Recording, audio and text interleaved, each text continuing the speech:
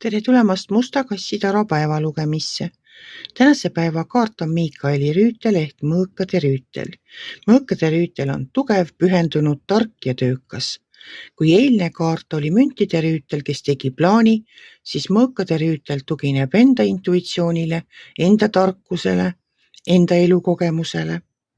Kaart ise ütleb nii: aeg kiirelt tegutseda, juhindu mõistusest, mitte emotsioonidest, ootamatud muutused.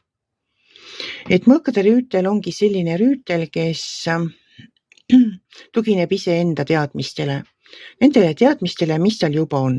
Ta muidugi õpib ka uusi teadmisi, ammutab neid ja kuulab ka teisi, aga üldiselt on ta selline tarkusele toetuv, mitte emotsioonidele.